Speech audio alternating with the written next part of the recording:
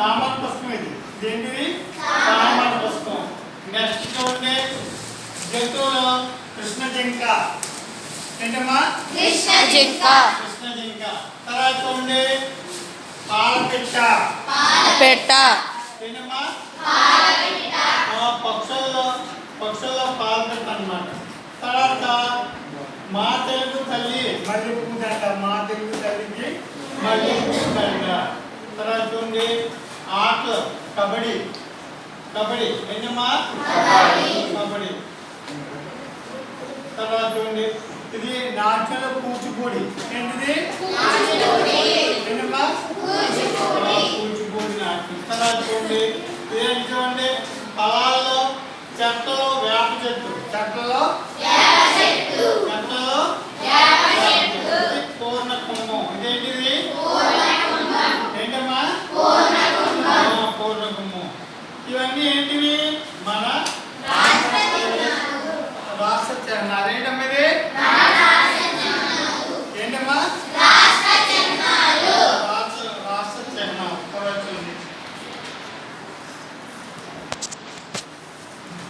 చూడండి ఫారెస్ట్ గురించి మనం చెప్పుకున్నాం కదా. ఫారెస్ట్ లో ఏ జంతువులు ఉంటాయి చూడండి.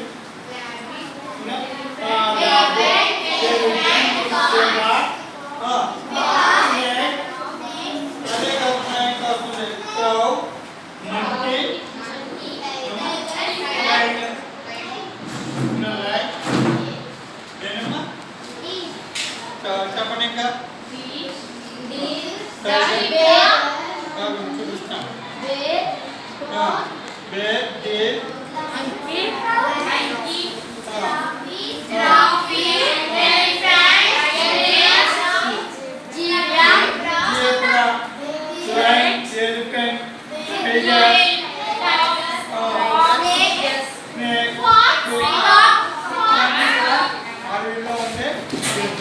నెక్స్ట్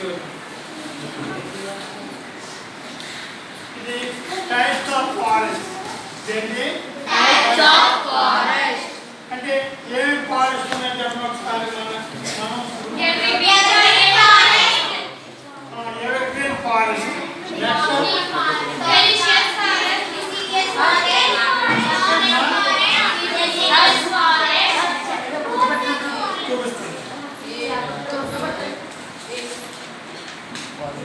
నెక్స్ట్ చూడండి ఎవర్గ్రీన్ ఫారెస్ట్. ఏంటిది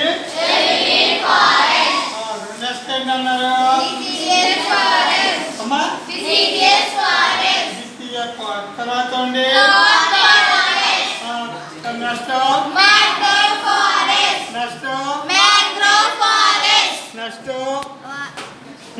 నెక్స్ట్ ఇది ఏంటిది ఇదా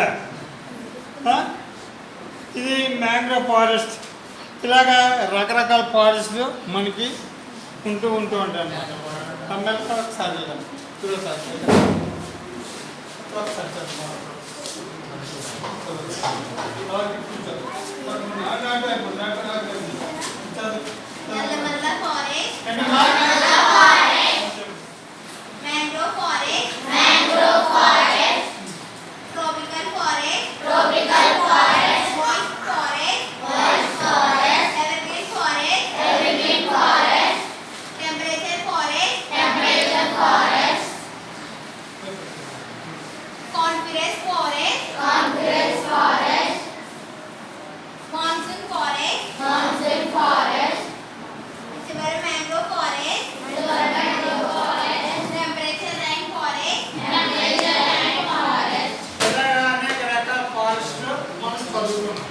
నెక్స్ట్ చూడమ్మా. Next great bridges. ఇండియాలో ఉన్న గ్రేట్ బ్రిడ్జెస్ గురించి బ్రిడ్జెస్ చెప్తారా?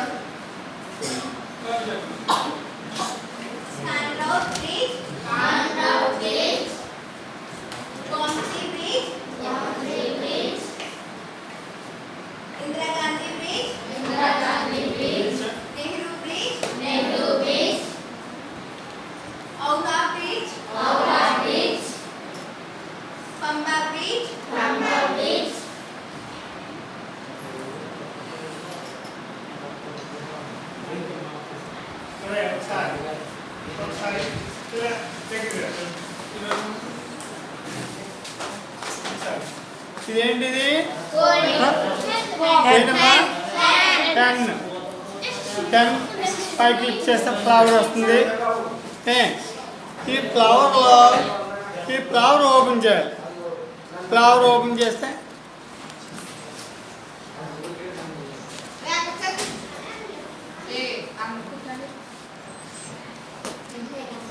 వీళ్ళందరూ కూడా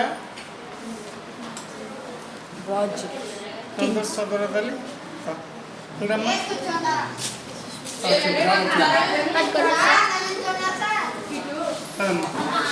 చంద్రగుప్త పృథ్వీరాజ్ శివాజీ రాణి లక్ష్మీబాయి అశోక కట్టబొమ్న రాజరాజ చోళన్ మహారాణా ప్రతాప్ శ్రీకృష్ణదేవరాయ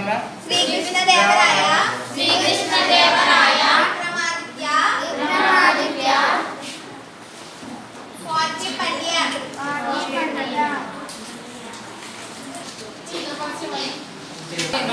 ఫ్రీడమ్ టైటిల్స్ చూడండి. ఫ్రీడమ్ టైటిల్స్ చూడండి. భగత్ సింగ్ కనిపిస్తాయా? ఎవరు?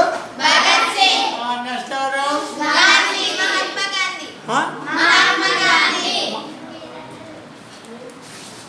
ఎవరమ్మా? మహాత్మా గాంధీ. నెక్స్ట్ ఎవరు? తర్వాత ఎవరు? సుభాష్ చంద్రబోస్. తర్వాత లాలా లజపతి రాయ్. ఎవరు? నెక్స్ట్ ఎవరు? పింగళి వెంకయ్య. జాతీయంగా రోడ్లెట్ ఎవరు?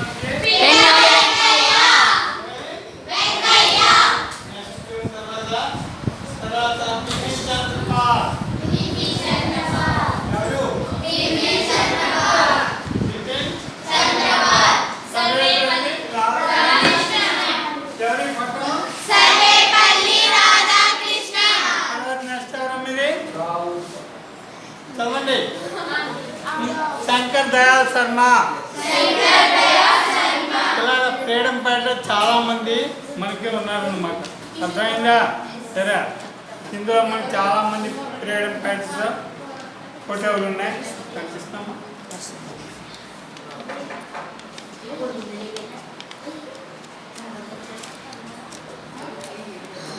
అందరూ కూడా ఫ్రీడమ్ ఫైటర్స్.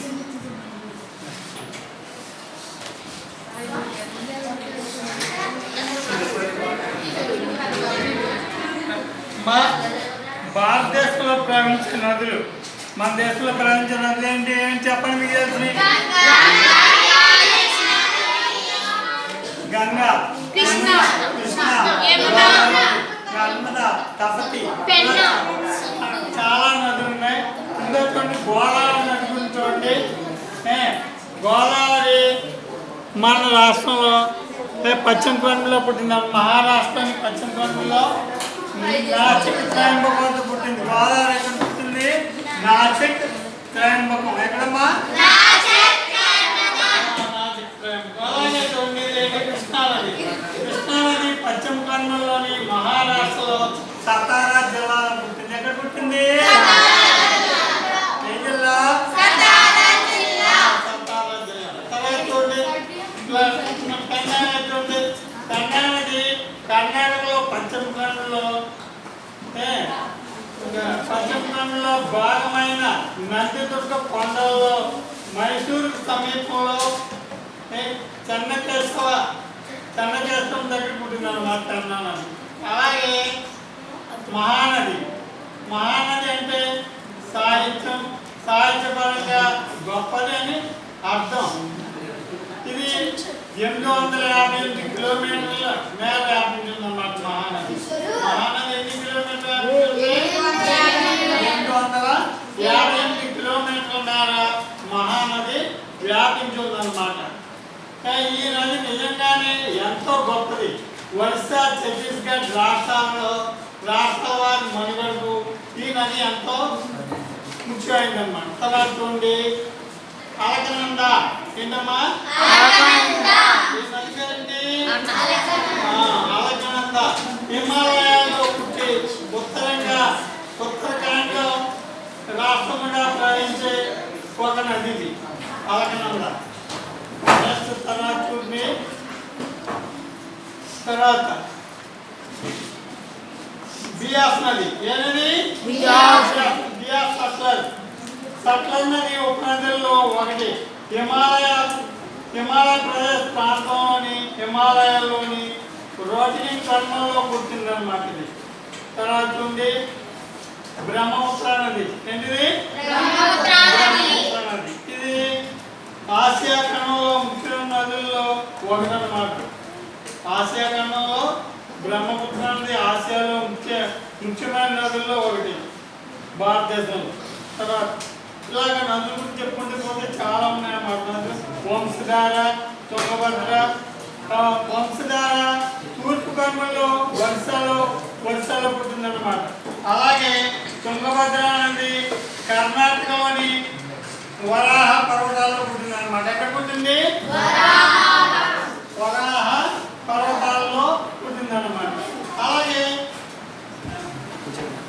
సట్లెజ్ నది 5 నదులు ప్రవేశించే భూభాగంగా పేర్కొందన్నమాట. సట్లెజ్ నది 5 నదులు ప్రవేశించే భూభాగంగా ఇది పేర్కొందన్నమాట. అదేనమ్మా భారతదేశంలోని నదుల గురించి మనం చెప్పుకున్నాము. దేని గురించి చెప్పుకున్నాం? భారతదేశంలో నదుల గురించి చెప్పుకున్నాం. తర్వాత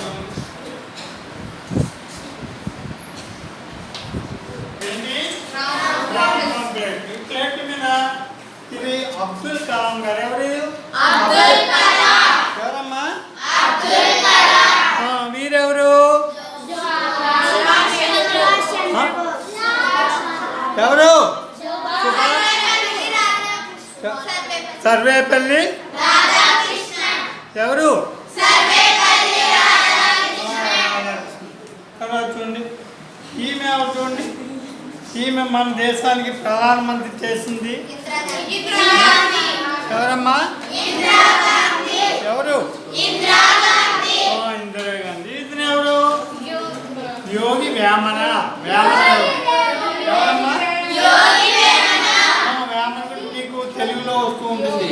తెలుగు పద్యాల్లో వేమన పద్యాలు, వేమన శతం గురించి మీరు 2వ తరగతి దగ్గర నుంచి కూడా మీరు నేర్చుకున్నారు కదా యోగి వేమన గురించి. నెక్స్ట్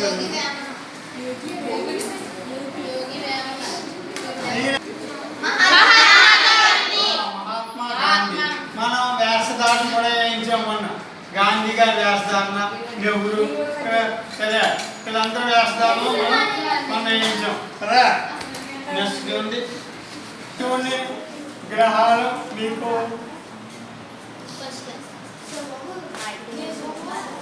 ఇది నైట్ కదా, ఇది నైట్, ఇది డే. చూడండి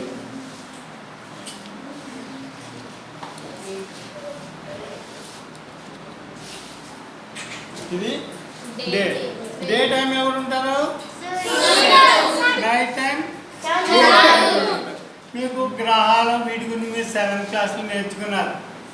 ప్లానెట్స్ గురించి నేర్చుకున్నారు లేదా? సిక్స్త్ క్లాస్లో మీరు గ్రహాలు, ప్లానెట్స్ మొత్తం ఎనర్జీ గురించి నేర్చుకున్నారు అన్నమాట. తెలుసుందా? వైపరీత్యాలు కదా. ప్రకృతి వైపరీత్యం అంటే ఏంటి? ప్రకృతి వైపరీత్యాలు అంటే ఏం చెప్పండి ఒకసారి. చెప్పండి. వరదలు, తుఫాన్లు, భూకంపాలు ఇవన్నీ కూడా ప్రకృతి వైపరీత్యాలు. భారీ వర్షాల కారణంగా ముంబై నగరం లోతట్టు ప్రాంతాలు ముంపు గురయ్యాయి. మనం చూడండి చాలా నగరాలు మునిగిపోయి మన తుఫాన్ల వల్ల, వర్షాల వల్ల, వరదల వల్ల. అలాగే కార్లు, బస్సులు కూడా మునిగిపోయి కదా. చూసాం కదా మనం, ఎందులో చూస్తాం? టీవీ వార్తల్లో చూసాం. ఆహారం లేక చాలా మంది బాధపడుతూ ఉంటే హెలికాప్టర్స్ మీద అన్ని కూడా వాళ్ళకి ఆహారం అది కూడా సరఫరా చేస్తూ ఉండేవారు కదా. వాళ్ళు ఎక్కడ చుట్టుకున్న వాళ్ళు ఏం చేసేవారు, ఏదో హెలికాప్టర్ మీద తీసుకొచ్చి తాడు కట్టి వారి ద్వారా పైకి లాగి వాళ్ళని రక్షిస్తూ ఉంటారు. చూస్తారా మీరు?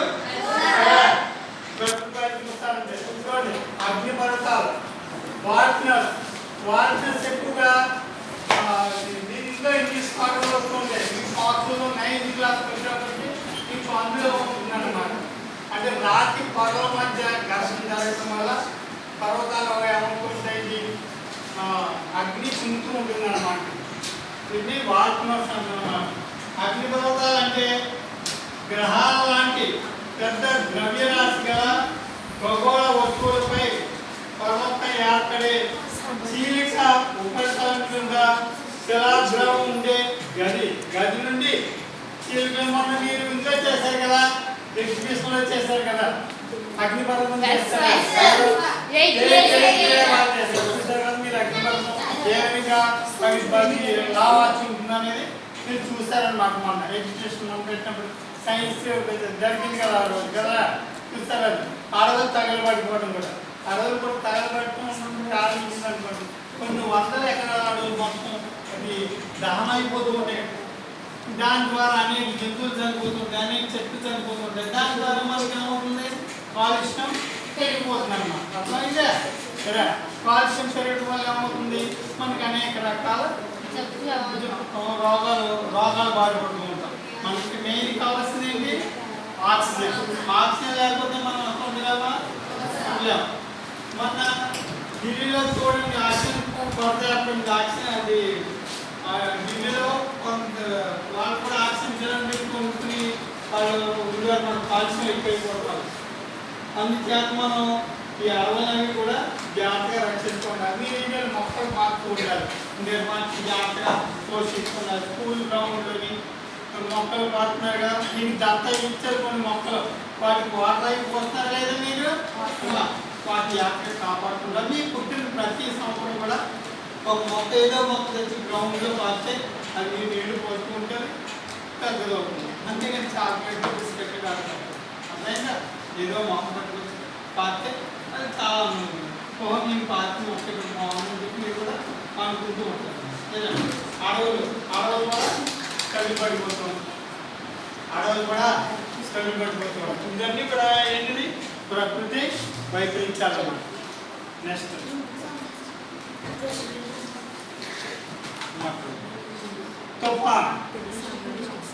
తుఫాన్ చూడండి.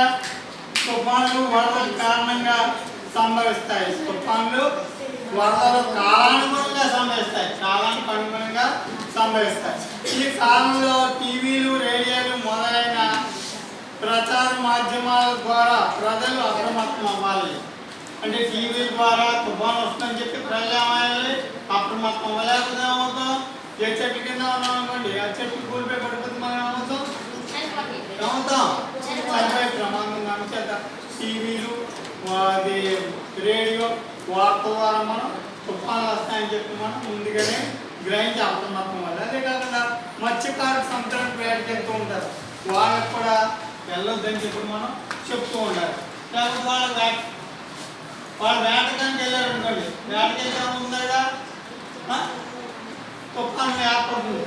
తుఫాను ఏర్పడడానికి ఏమవుతుంది, అలల మధ్య వాళ్ళు ప్రాణాలు కోల్పోయే ప్రమాదం, వాళ్ళు కూడా కొట్టుకుపోతూ ఉంటాయి. సరే, అందుచేత తుఫాను ప్రభావాన్ని కాలానుగుణంగా అవి వస్తూ ఉంటాయి అన్నమాట. సరే, ఉండటానికి ఇల్లు లేకుండా కూడా పోతుంటాయి, ఇల్లు కూడా ఎగిరిపోతుంటాయి తుఫానులు వస్తాయి. అర్థమైందమ్మా? తర్వాత ఆహారం కొరత ఏర్పడుతుంది. తుఫాను హెచ్చరిక తెలిసిన వెంటనే మంచినీరు, ఆహార పదార్థాలను ఇంట్లో జాగ్రత్త ఉంచుకోవాలన్నమాట. అర్థమైందా? లేకపోతే ఏమవుతుంది, మన పరిస్థితి చాలా దారుణం ఉంటుంది అన్నమాట. తర్వాత సుడిగాలి చూడండి, ఇక్కడ వచ్చింది చూడండి మొన్న సుడిగాలి ఇక్కడ మనకి దగ్గరలో వచ్చి మొత్తం అంతా కూడా పైకి వెళ్ళిపోయింది. వీడియోలో వచ్చింది మనకి సుడిగాలి. ఆ గాలి వల్ల కూడా చాలా మంది నష్టపోతుంది. పైలో పడిపోయి చాలా మంది బాధపడుతూ ఉంటారు.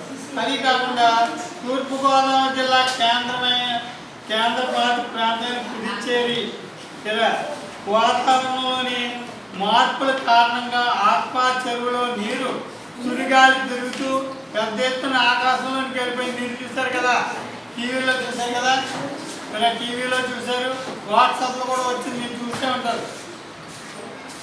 తాళరేవు మండలంలోని భైరవపాలెం సముద్ర తీరం వెంబడి తరచుగా ఏర్పడుతుంది. ఏదండి? తాళరేవు మండలం, ఇలా తాళరేవు మండలంలోని ఇది ఏర్పడుతూ ఉన్నాయి అన్నమాట. ఈ సుడిగాలి అవి కూడా అంటే ప్రకృతి అక్కడ ఆ వాతావరణ పరిస్థితులు అలా ఏర్పడుతూ ఉంటాయి అన్నమాట. తర్వాత చూడండి, తర్వాత మెరుపులు పిడుగులు పడుతూ ఉంటాయి వర్షం వచ్చినాం. అప్పుడు ఏం చేయాలి? మనం చెట్ల కిందకి అసలు వెళ్తాం, పెద్ద పెద్ద వృక్షాల కిందకి వెళ్తే మనం ఏమవుతాం? దాన్ని పడిపోతున్నాం. పిడుగు పడిన వెంటనే ఏమవుతుంది? మనం వెంటనే చనిపోతాం. పిడుగు మనకి ఎటు పడుతుంది తగ్గుతుంది. ఒకసారి క్రికెట్ ఆడుకుంటున్నారు పిల్లలు, ఆడుకుంటూ ఉంటే అక్కడ ఏమైందంటే వాళ్ళు ఆడుతున్నారు, ఇంట్లోని మేఘం పట్టేసి మేఘం వచ్చి పిడుగులు పడుతున్నాయి పెద్ద పెద్ద శబ్దాలతో. అప్పుడు పిల్లలందరూ పరిగెట్టుకు వచ్చి ఇక్కడ చెట్టు కింద ఉన్నారు. తద్వారా పిల్లలు వాళ్ళు ఏమైనా పిడుగు పడింది, ఆ చెట్టు కింద ఉన్న మొత్తం అంతా చనిపోవడం జరిగింది అనమాట. అర్థమైందమ్మా? మీ పేపర్లో ఈ విషయం పేపర్లో వచ్చింది మాట వార్తలో.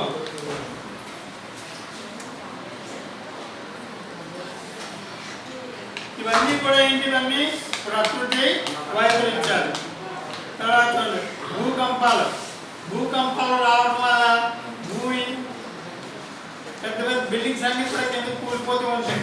ఇలా కూలిపోతూ ఉంటే ప్రకంపనల వల్ల ఎలా జరుగుతుంటాయి? ఒక పలకానికి మనం 9th క్లాస్ కాబట్టి అక్కడ మనం తెలుసుకోవచ్చు.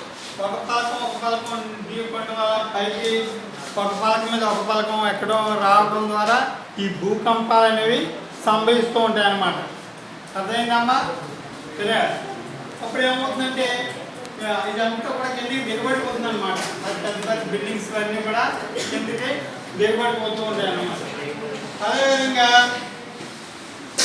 భూకంప తీవ్రత ఎక్కువైనప్పుడు భూమి ఉపరితలంలో ప్రకంపనలు ఏర్పడి దాని ద్వారా భూమి కుంగిపోవడం జరుగుతుంది అన్నమాట. అర్థంగా? తర్వాత సునామీ గురించి మీకు తెలిసిన సునామీ సముద్రం ఏమవుతుంది? భూకంపాలు సముద్రంలో వచ్చినప్పుడు అది ఏమవుతుందంటే సముద్ర కేంద్రాలు ఊరి మీదకి వచ్చేస్తాయి అన్నమాట. ఊరి మీదకి వచ్చేసి ఇల్లు మొత్తం అందరూ మనుషులు అందరూ కూడా మొత్తానికి కూడా చనిపోయే ఆస్కారం ఉందన్నమాట. సునామీ. అదేంద్రా? ఇవన్నీ కూడా ప్రకృతి వైపరీత్యాలు. ఏంటమ్మా? ఇవన్నీ ప్రకృతి వైపరీత్యాలు. నెక్స్ట్ కరువు మనకి ఆహారం పంటలో లేకపోతే ఏమవుతుందండి? మన జీవితం బ్రతకాలమా? మనకి మెయిన్ కావాల్సింది ఏంటి? ఆహారం లేకపోతే మనం బ్రతకాలి, జీవించలేం. మనకు రోజు కూడా ఆహారం కావాలి, నీరు కావాలి. ఏమా భూములు చూస్తే అలా బీడి వారిపోయి భూములు సరే ఇది ఏ విధంగా సంపేస్తుంది? వాటర్ లేకపోవడం వల్ల. మనకి వర్షాలు కురవాలని ఏం చేస్తూ ఉంటారు మన పెద్దలు? కప్పలు ఊరేగిస్తూ ఉంటారు. చూసారా మీరు? కప్పలని ఊరేగిస్తూ ఉంటారు. చూసారా? అప్పుడు ఏమవుతుంది? వర్షం పడుతుంది. ఎక్కడైనా ఊరేగించారు మీ ఊళ్ళో?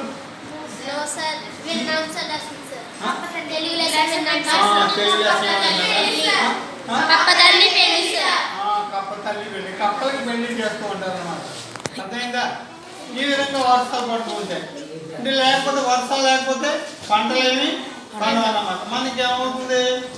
అతివృష్టి అనావృష్టి అనేది ఏర్పడుతుంది అన్నమాట. కదా? దీని ద్వారా చాలా మంది ప్రాణాలు కోల్పోతూ ఉంటారు అన్నమాట. ఆహారం లేకపోతే ఏమవుతుంది? ప్రాణాలు కోల్పోతూ ఉంటారు. సరే చూడండి. నెక్స్ట్ ఇవన్నీ ఏంటివి? ప్రకృతి వైపరీత్యాలు. ఏంటమ్మా? ప్రకృతి వైపరీత్యాలు.